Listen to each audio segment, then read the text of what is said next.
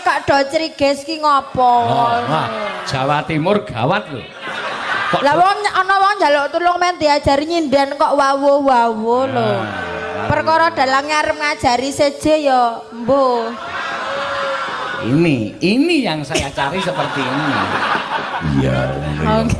Ngono ya Mak. Wah, jan ngoten.